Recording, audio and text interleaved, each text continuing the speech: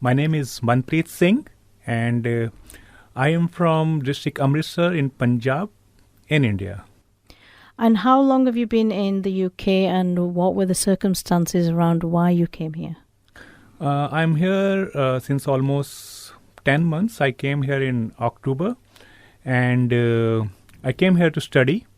And regarding the circumstances, it's like I was working for almost like 17 years, and then I just thought of taking a break and coming here for further studies and getting an additional qualification. And whereabouts are you living at the moment, and what are you studying? Currently, I'm living in Liverpool, and I'm studying in University of Liverpool. I'm studying MSc Human Resources. How long have you been here? Almost 10 months. 10 months, okay. So can you tell us a bit about when you first came to the UK and what the differences in lifestyle here were, and a little bit about your life in India as well before you came? I have been to UK earlier also, and but then this time when I came here as a student, and in terms of differences, here I could see a lot of things are quite systematic, quite methodical, and if you want me to compare, so way back in India, we were having all the back in India, because I was working, and we were having all the support system from other family members. At home also everything was going good. I was quite busy in my work. My family over there, my wife is also working. The kids, they're studying, and so everything was going perfectly fine. But during the COVID, we just thought of there were a lot of challenges, and working from home and the hybrid model later on, and I just thought of why not try to go out of the comfort zone and explore some other countries. So in case for the next generation, for my kids, if I can explore and find something which is better than India, so I think that's why I'm here. So in terms of comparison, yeah, though we were having a lot of comfort over there, but here I find the things a bit more systematic, just more systematic, and I think in terms of transport, etc., more on time. So, and what about culture, community, food, those sort of things? What are the main differences? Okay, I think if you ask me about a culture, so culture here is very cosmopolitan. You see people from around the world, from different cultures. Okay, here I have met people from UK itself, people from Middle East, people from Africa, people from some of the European countries, and I think and people from China. I think here everyone they respect each other's culture, and they meet and greet everyone nicely. So far, my experience here has been quite good, and I have made really good friends from people from different with people from different countries, whether it's China, any country in Africa, Middle East, even from UK itself. So in my class also there are people from different nationalities. I have very good friends from China, Pakistan, Middle East, Africa, UK. So this is about the culture, and about even the people from UK are really welcoming, and they respect you and they greet you nicely. And regarding the food, there were some challenges initially, because way back in India we eat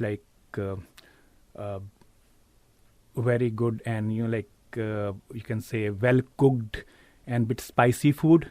And here is the breakfast and lunch or dinner, most of the things are you have to just eat it in the shortest possible time, because time is everything. So you miss those curries, dals, biryanis, parathas, like all those things. And even in the snacks, you miss the pakoras, the samosas, the namkeens.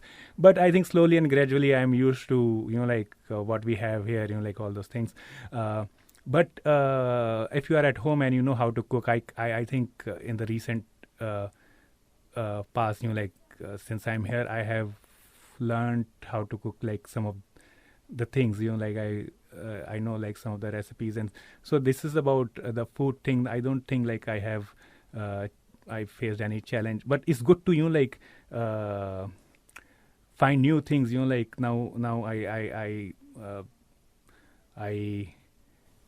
have the pleasure of exploring new things to eat and all those things. And like some of the things are really like good here.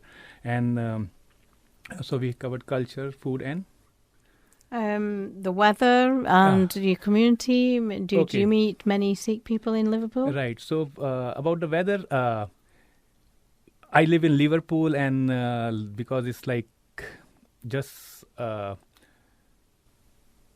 in the western side of UK along the sea, you can say, like the Merseyside, like we just live near to the River Mersey. So sometimes it's like the rain and all things are like quite normal. It's like when it's like, I think from October, November, and then from April and May, it was a bit unpredictable. You can have rain any day and all those, and showers, maybe some drizzling every time.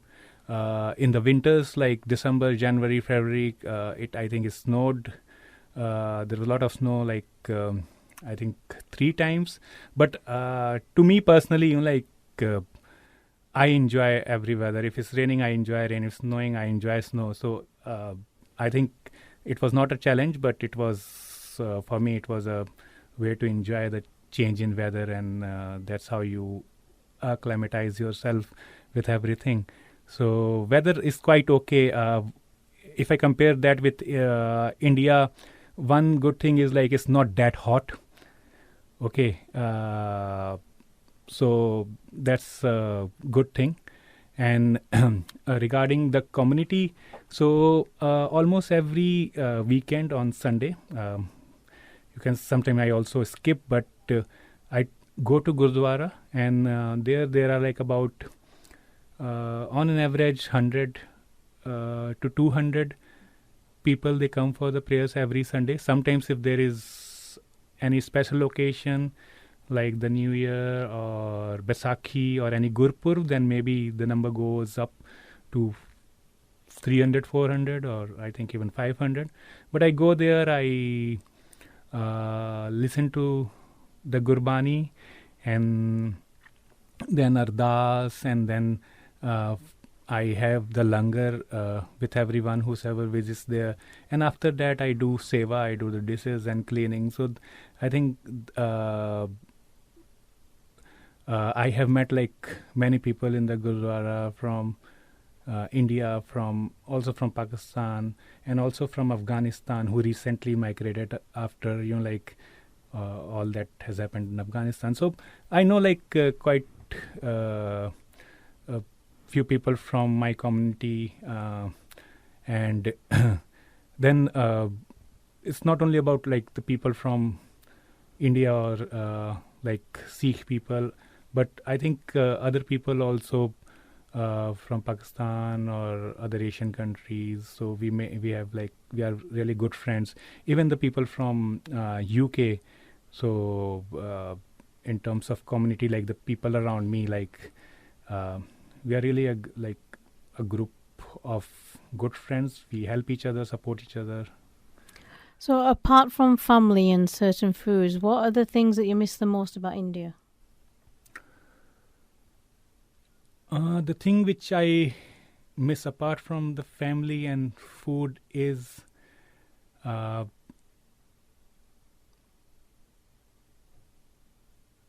sometimes the pleasure of having ample time to relax way back in India. So here, as I said, that I'm studying and I'm also working part time. So many times, I'm busy in the assignments, and I'm busy with my, like, though I have to go only like couple of days in a week for my work because I can only work 20 hours. So uh, so I think like uh, I have to take care of all these things, and so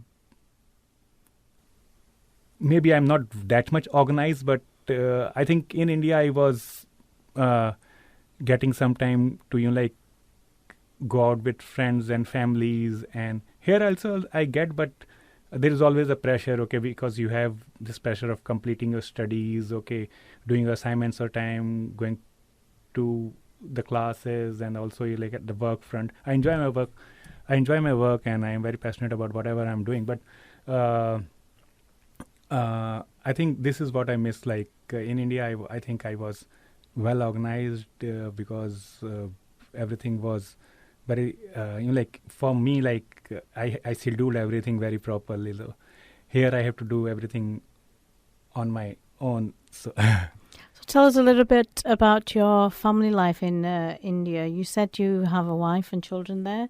Who lived with you? And did you live in an extended family, or was it just your wife and your children? yeah, so I was living there with my wife and my two kids. I'm blessed with two sons, and we were living together in Gurgaon, which is near Delhi. Okay, and both of us, like me and my wife, we were working, and so and the kids, both of them are studying. So, by the grace of God, like everything was going is going like uh, nicely, and uh, like because I was also working, she was also working, so the day was starting like in the morning. We have to just uh, uh, take care of the kids and uh, get them ready for their school, drop them to the school, and then meanwhile, like we were having like a good support system. Like we were having a cook and a maid who will come and like get the breakfast and the other things ready, and then meanwhile I and my wife, we would get ready for our offices, and then we go.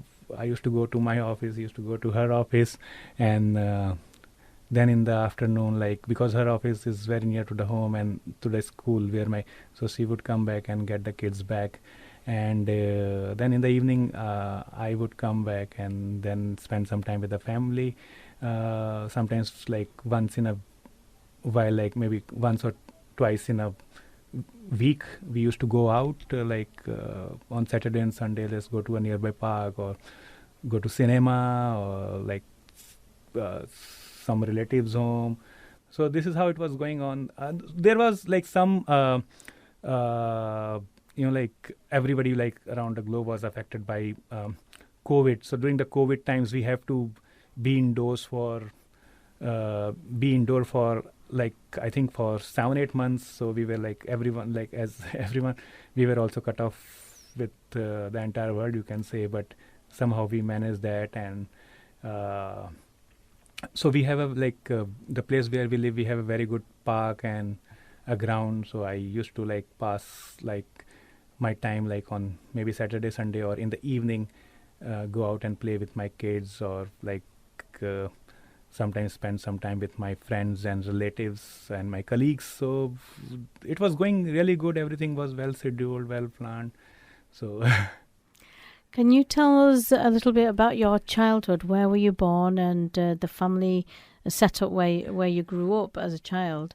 And were your extended family with you there as well?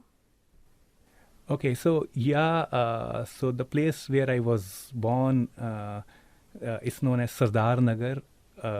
It is in Gorakhpur, which is a district in Uttar Pradesh in India.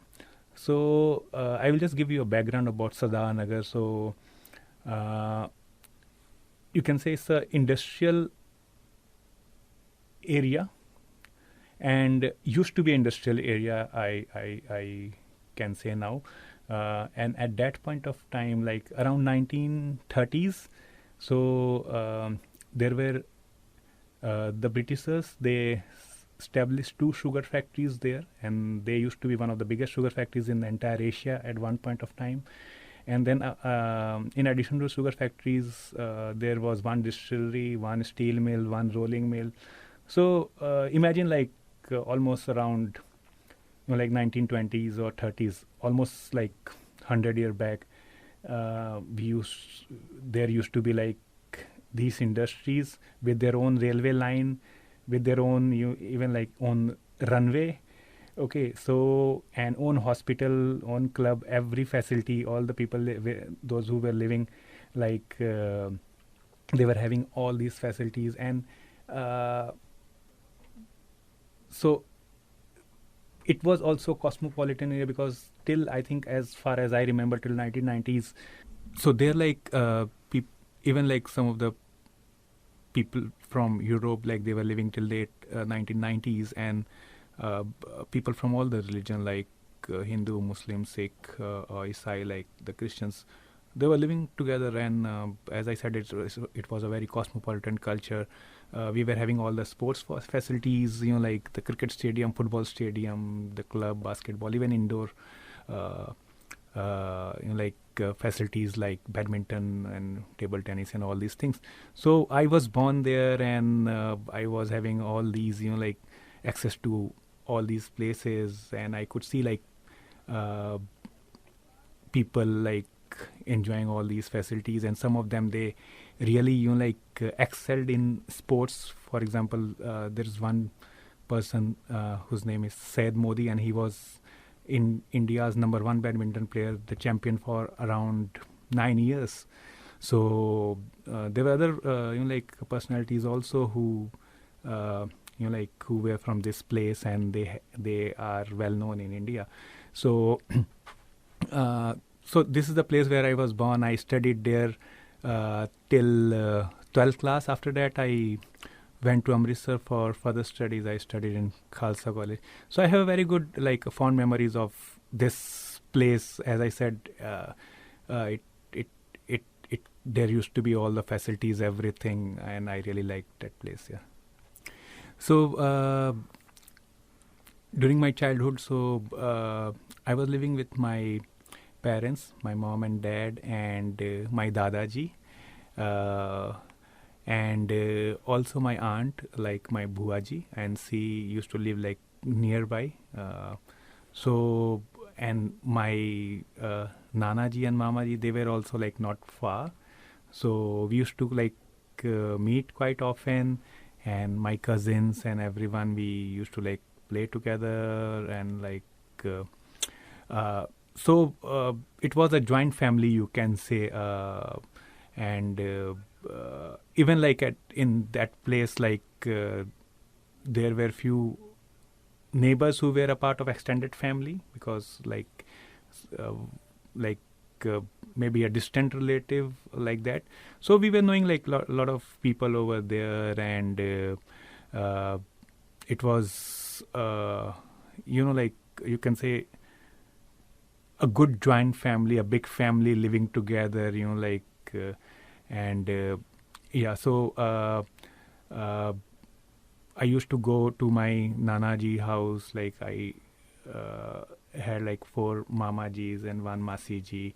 So I used to go there, and then it's a blessing when you have your grandparents with you. So my grandfather, my father's father, and then my mother's father, whenever I was with them, so they used to tell a lot of stories, from their times. And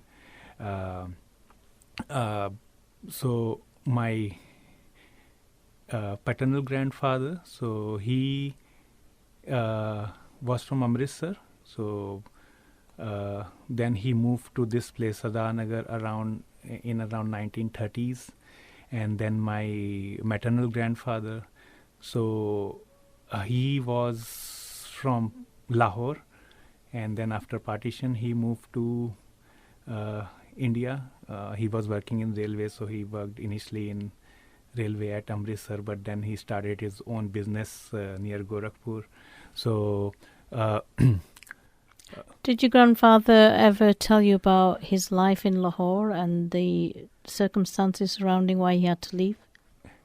Yeah, so as I said that when I visited them or when like we were together, so he used to tell me a lot of stories, and he was an engineer. Like both my parents, like my maternal grandfather and paternal grandfather, they were like engineers. So they used to tell a lot of stories, and also like how they learned these skills. Like one was an electrical engineer and one was a mechanical. Okay, so how they learned all these skills, like where they did their schooling and all those things, and so uh, so even I could see like there were a lot of books which my paternal grandfather used to refer. Those were in Urdu, like a book on like about electricity and all those.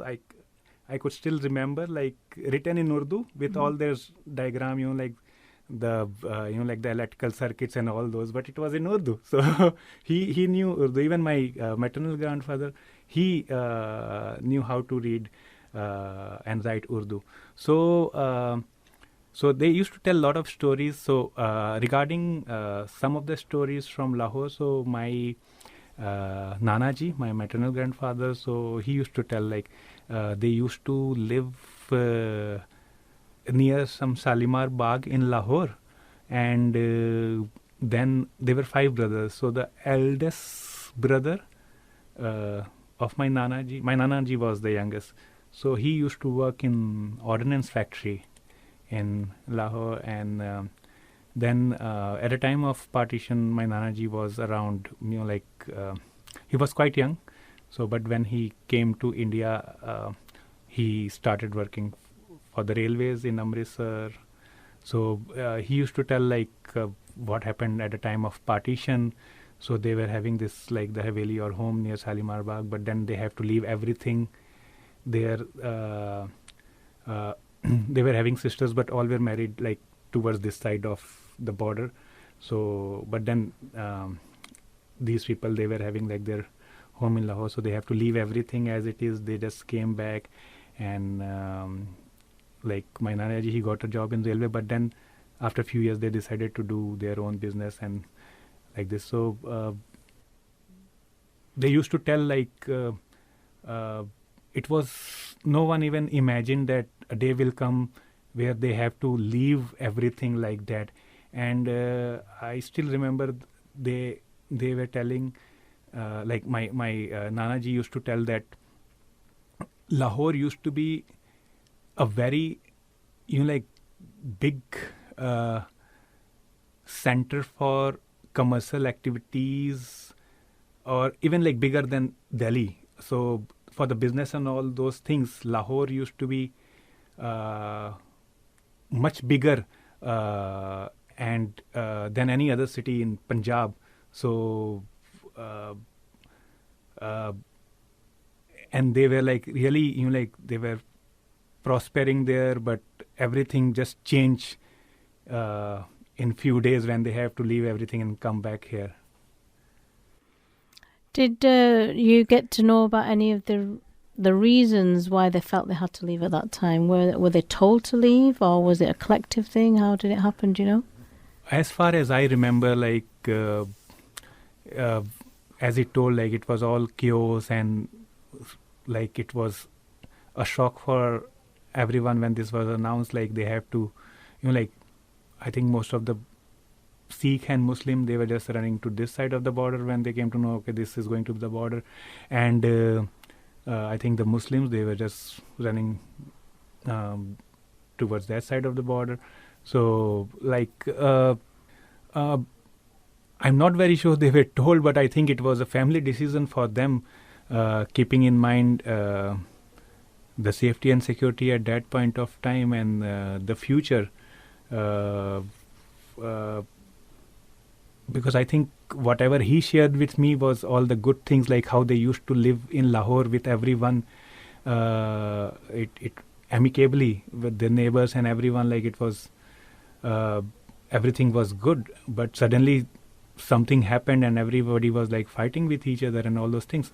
So I think me being a kid, he always shared with me the good things and the positive things. So I could only say the circumstance which led to them coming to this side was like the partition itself, and it was a family decision to, because as I said, like some of their sisters, they were married here, and they were like I was having some family members on this side near Amritsar, near Taran, near Jalandhar. So I think they uh, they thought that it's prudent to be on this side. And did your grandfather ever tell you what happened when he crossed the border into India? How were they received? Where did they end up living? As far as I remember, because I know, like they were, as I told, like they were 5 brothers. So my grandfather also worked in railways, but then he started working after partition for the railways. But one of his brother, like he was also working in the railways. So I think he knew, like, okay, like now they have to come to this side, and how they can come. And so can you please repeat the question? Did he tell you about what happened once he arrived in India? How was okay. what did they have anywhere to live? Were they given places to live? Where did they settle, and why did they decide to settle in that area? Okay, so yeah, so when they came back to India, so as I said that they were having their home in Lahore. They were having one home in near Taran also in India.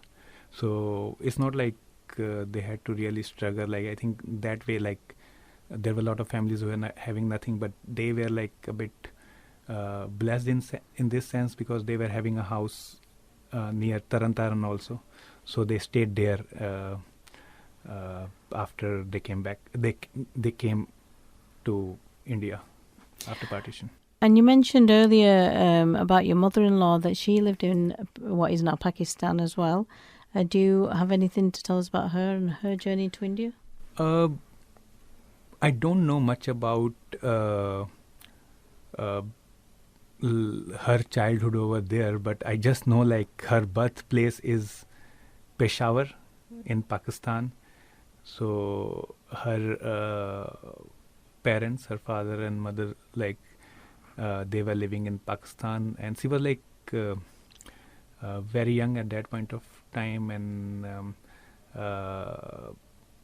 at a time of partition, her parents they just came to India. And as far as I remember, like my mother-in-law's father, he used to work in a bank. So after partition, like he came to India, and again, like he continued with some bank in India. And yeah, so this is what I know about her. So there's lots of families, lots of different parts of families were affected by partition. You talk about your nana quite a bit, and you brought a picture of your nana. Can you just tell us more about him? What sort of a person was he, and how was he with you? And did he talk about his life in Pakistan a lot? Yeah, so my Nana ji was, like to me, he was like a big library. He was having a wealth of knowledge. And as I told you, like he was an engineer.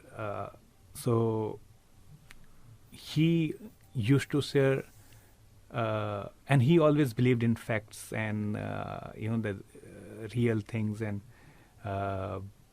so he used to share a lot of good things about, like, from his childhood, like how he studied, how he was more inclined towards the machines and all those things, and then how, like, when he was working in the railways, and then how he decided to go for his own business.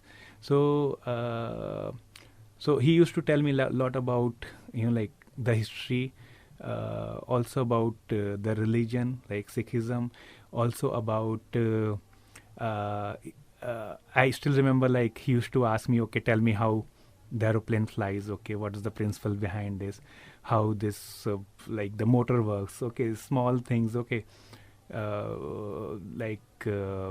the steam engine works, okay, how the diesel engine works, okay, because he was like into all these things. So he was having like the business he started was he was having his own industry where they used to manufacture agriculture machineries, okay, and then he was well versed with repairing all sort of engines, the motors, and all those things. So not only stories, sometimes I used to sit with him and see like what they are doing, like overhauling the entire machinery, the engine, and all those things, and even like how they used to make the diagrams of the agriculture machine. So I know the first few things which I learned, or I just experienced, like how the lathe machine is operated, or how the welding machine is operated. So it was just because of him, like, okay, come, I will show you this, how these workers or the karigars, how they're working on the machines and all those things. So I think and he also used to ask me a lot of questions regarding my studies, okay, about the geography, okay, how good I'm in geography, mathematics, in science. So I think I learned a lot from him, and so when he came to India, he started working in railways, and then so his other brothers, they used to go to different places, and then they decided to start their own business. So because he was having that sort of acumen and skill set, so they started their own workshop, and then slowly they I think they were able to establish themselves, leaving. See, initially they left everything in Pakistan, in Lahore, but then when they came back, okay, though they were having a house to live, but again they have to earn for their livings. They did that, and then slowly and gradually, they prospered. They started their own business, and in that also they were quite good, and slowly and gradually they were able to establish this industry of making agricultural machineries. So it was not only about the work, the history, the geography, the studies. It was, I think, he also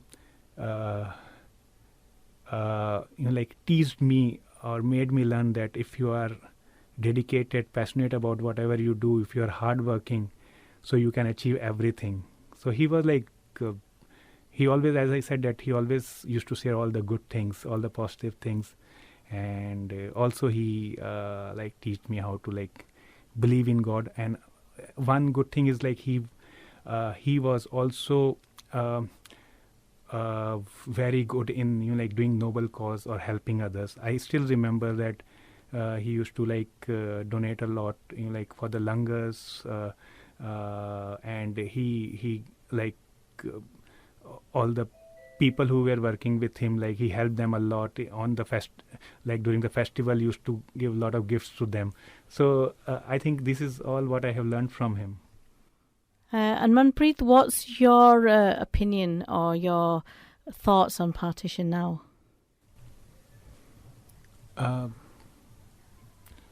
I think partition, the way it happened, was not at all good for people on both the sides. People do celebrate, like the Indians, they celebrate Independence Day on 15th of August. The Pakistani, they celebrate on 14th of August. But imagine those people who were impacted by this at a time of partition, and they lost their family members. Okay, how difficult for them it would have been immediately after the partition. There were people who left everything, okay, either coming from that side to India or going from India to that side. Okay, there were people who lost everything in terms of their own people, their own family members, their beloved, and in terms of their house, their belongings. Maybe some of the people maybe they were having some support or something on the other side, and they were able to sustain. But then there were some people who I think were never able to make it. Some people they were like they died at that during those few days. Okay, the history, like there are books, there are movies on this, like the train to Pakistan and all those things. So when there is a loss of life and so much chaos, I think no one can say that it was good. It was certainly not a good thing to happen. And loss of life, like then even the after effect of that event, like the mental trauma, and though people like I personally believe that the people from this area, Punjab, whether it's on this side or that side, are very hardworking, very robust. They can start from scratch, but still, just imagine at the time of partition what would have been the situation of those impacted. Maybe there were families who were having a lot of supports. They were quite wealthy, rich and well connected. But then imagine those families who were not having any support, and they just started from scratch without any support. So it was not at all a good thing to happen. So some people might say that, okay, now there is a new country, Pakistan, okay, but and then I know, like some of my friends, they said that no, it's good that it happened because there is they have their own country. But what I tell them that still you were having a country. Before independence also there was, before partition also there was a country. It was an undivided country, or a bigger country. And for me, personally, I see like, okay, now there are two countries, there is a border in between.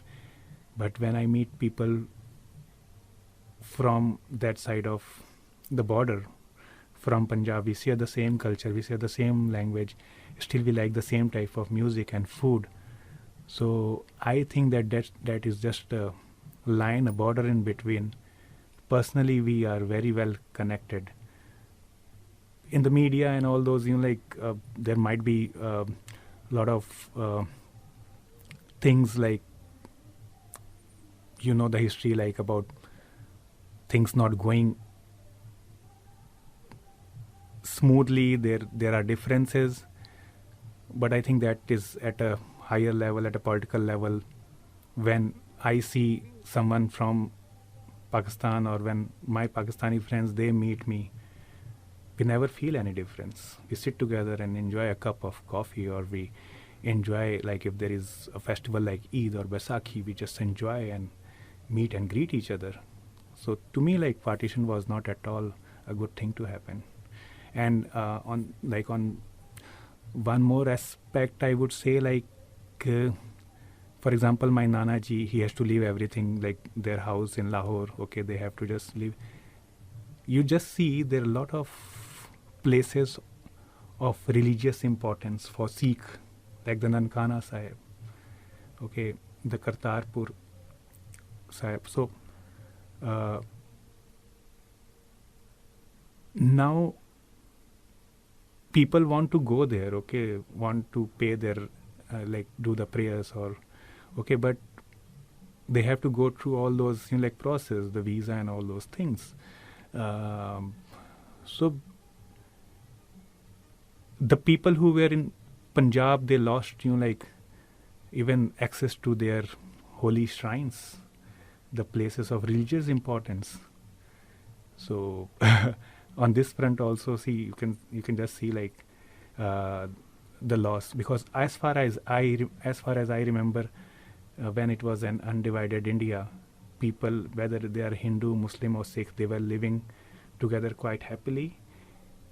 Every religion was having the freedom and the right to follow his or own religion. Okay, they did that and they respected others also. But during the partition and after the partition, you see what has happened. So, Manpreet, when we met and I explained to you what this project was about, what was it that made you want to take part in the project? When we met, when you explained me about Punjabi lives, okay, so the first thing which came into my mind, like Punjabi lives means like what, people from Punjab,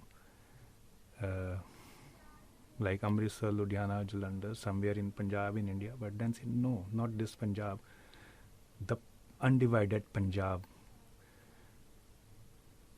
which is in India also, which is in Pakistan also, in which we have cities like Amritsar, Lahore, okay, we have Rawalpindi, we have Jalandhar, we have Ludhiana. So, and if you just relate to this as a fact, now we say that, okay, this is Punjab in India, that is Punjab in Pakistan. But what is the meaning of Punjab? Panj means 5 and Ab means rivers. So if I say the Punjab in India, so it's just like maybe we have Beas, Satluj, and then maybe a bit of Ravi in the north. You may have like Chenab or Jhelum, okay. So, but if you talk about the Punjab, so you have to speak about Punjab in totality, the land of 5 rivers. Then not only it makes Punjab. So in India and Pakistan, if we talk about Punjab as a whole, then only it's actual Punjab, the land of 5 rivers. So when you explain to me, not Punjab on one side or the other side, it's about the entire Punjab. So I was very excited and interested to know, oh wow, still there are people and there is someone who wants to talk about Punjab as a whole in totality. So that, I think made me quite interested, and I think I took this as an opportunity to contribute whatever little I know from my grandparents, whatever little I can contribute. And because this is not just about the Punjabi lives or knowing about the history. This is about bringing people together. At a time of partition or after that, there were like maybe incidents which made the people go away from each other. But I think steps like these, or the efforts which you are taking, like Punjabi lives, are so nice steps, so nice measures that they unite the people. They bring the people closer, and they let us know to, okay, what happened in the history, or how we used to live together, to remember the positive and the good times, and to just see like if there were some incidents which made people to think otherwise, but then those were only like some incidental thing. But if you see the entire history, people always lived together, supported others, liked and loved each other. So I think when you told me about this thing, I was very fascinated and interested that, okay, I will certainly participate and contribute, because this is a very good step to increase or enhance the unity between people of Punjab, to understand each other well and to know each other well. Thank you very much for all those insights. Is there anything else you want to add? you can ask me like any specific question, but in the end I would just like to say that I'm thankful and I thank you for giving me this opportunity, and I think it's a very good initiative you have taken, and I believe there will be many people coming here and sharing their viewpoint, maybe if they know something about, like from someone in their family, about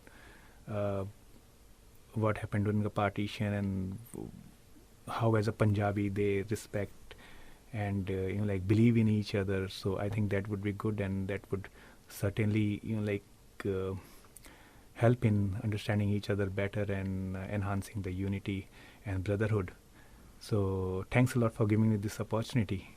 Thank you for joining us. Thanks, Asneem.